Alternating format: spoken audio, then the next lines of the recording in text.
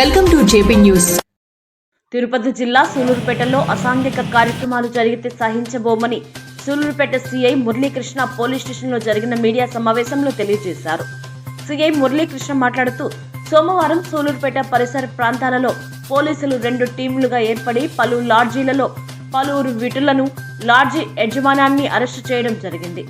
వారిపై కేసులు నమోదు చేయడం జరిగిందని, సూలూరుపేట తడ పరిసర ప్రాంతాలలో అసాంఘిక కార్యక్రమాలు జరిగితే ఎట్టి పరిస్థితుల్లో సహించబోమని తెలిపారు.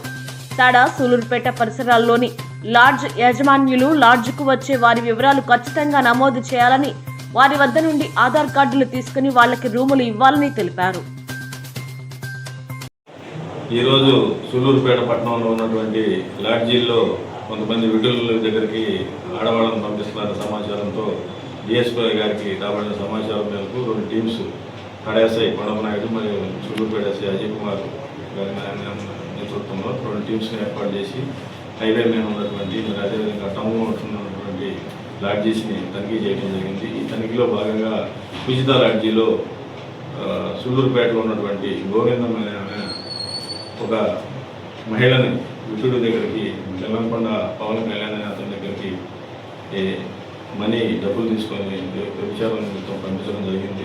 దీనికి సంబంధించి లాడ్జీ ఓనరు కొండారెడ్డి, అదేవిధంగా ఉపాకులరాజు మేనేజరు, ఈ గోవిందమ్మకి సహాయంగా ఉన్నటువంటి శ్రీను, మొత్తం 5 మంది మీద పవన్ కళ్యాణ్ విటుడు వీళ్ళందరి మీద కూడా కేసు నమోదు చేయడం జరిగింది.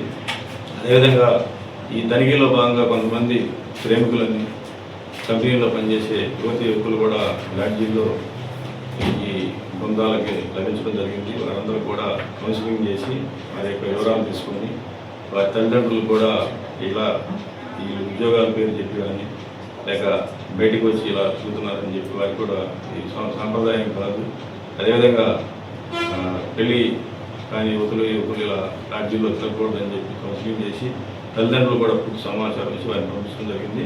ఈ సందర్భంగా సూలూరుపేట తడ లాడ్జీ యజమానులు కూడా తెలియజేసేది ఏంటంటే, ఈ విధంగా విటులకి అమ్మాయిలను సప్లై చేసే ఇట్లా గోవిందం లాంటి వాడు కానీ మరి ఎవరైనా ఆశ్రయం కనుక ఇచ్చినట్టయితే ఇక్కడ నమోదు చేసినట్టుగానే కేసులు మేనేజర్ మీద లాడ్జీ ఓనర్ మీద కూడా నమోదు చేయడం జరుగుతుంది.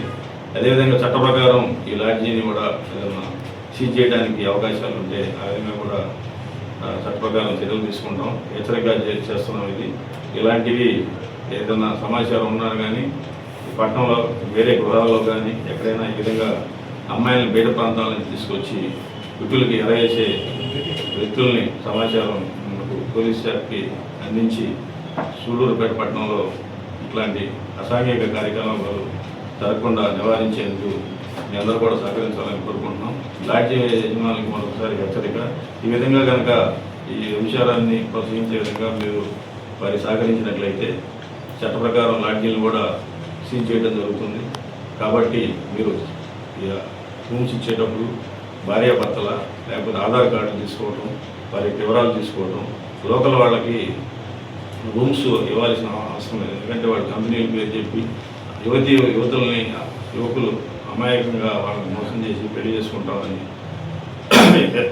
ఇలాంటి రొబ్బిలో పెళ్లి చేసుకోకుండా మోసం చేసే సంఘటనలు కూడా సూలూరుపేట పట్టణంలో నమోదైంది. ఈ మధ్య కూడా ఒక కేసు పెట్టి అతన్ని రిమాండ్ చేయడం జరిగింది. ఈ వివరాలు కూడా ఆ యువతలకు కూడా తెలియజెప్పడం జరిగింది. కాబట్టి మీరు ప్రేమ పేరుతో మోసపోయి ఈ విధంగా లాడ్జీలు కూడా తిరగవద్దు. మీ తల్లిదండ్రులు కూడా చెప్పడం జరిగింది. కాబట్టి అందరూ కూడా తల్లిదండ్రులు కూడా గమనించుకోవాలి. పిల్లలు ఎక్కడికి వెళ్తున్నారు, కంపెనీకి వెళ్తున్నారా లేదా అని కూడా గమనించుకోవాలని కోరుకుంటూ అందరికీ లాడ్జీ ఓనర్స్ కూడా ఈ రోజు నుంచి కూడా ఈ విధంగా కఠిన చర్యలు ఉంటాయని కూడా హెచ్చరిస్తూ ముగిస్తున్నాం. Thank you.